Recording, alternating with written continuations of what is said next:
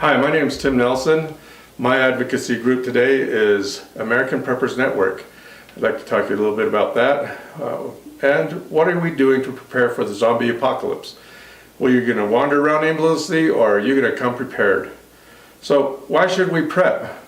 In this past couple of weeks, we've had natural disasters. We're always going to have man-made or natural disasters occur. And this past week, we had a couple of hurricanes that have hit the United States.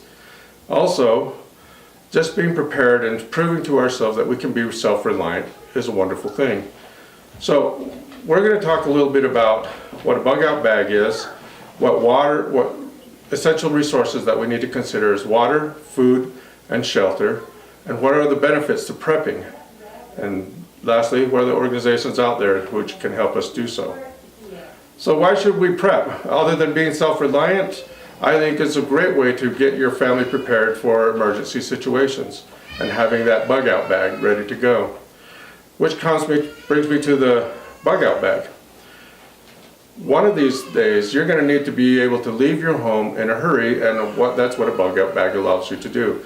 In your bug-out bag is a backpack. You should have a change of clothes, food, snacks, survival tools, knife, matches, compass, sleeping bag, space blanket, and those sorts of things. And a backpack has a limited amount of space, so plan wisely and consider what your needs are for yourself in those bags.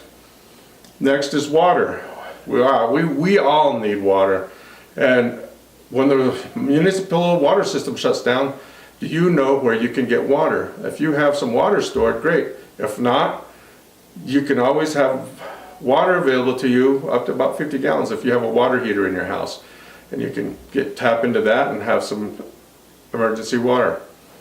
And if worst comes to worst, there's also always the toilet tank. There's a couple of gallons of water in that toilet tank for you to drink. Completely potable, so you can drink it.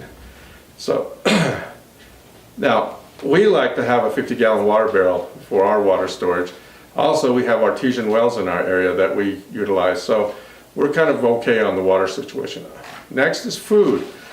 The average family has about 2 weeks of food in the house.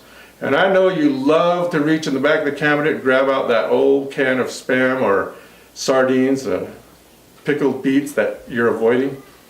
So there's another reason, other than the 72-hour kit, that we should plan on having some food resources available to us. And one of the great ways to do it is through canned, long shelf life foods. One of the resources that we use is Sam's Club, and they have a one-person, 30-day food bucket. And it comes with enough food for one person for a whole month. And that's where we started. So we have several of those for each individual in our family.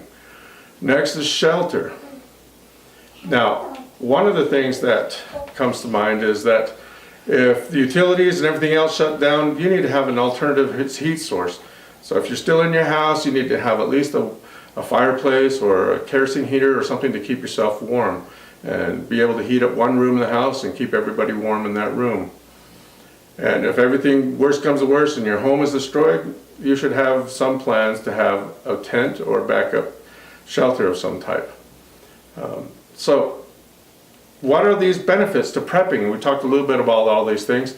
The benefits are that you're going to become very self-reliant and be able to support yourself in an emergency situation and have some extra clothes, have some snacks, have some survival tools. Those are the things that are going to help you become prepared. And there's organizations out there which will help you to get prepared.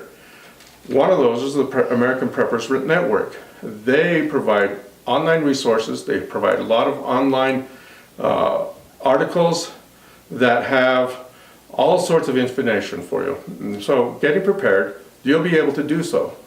Having these resources available to you. And that way, zombies or not, you'll be prepared for an apocalypse. Thank you.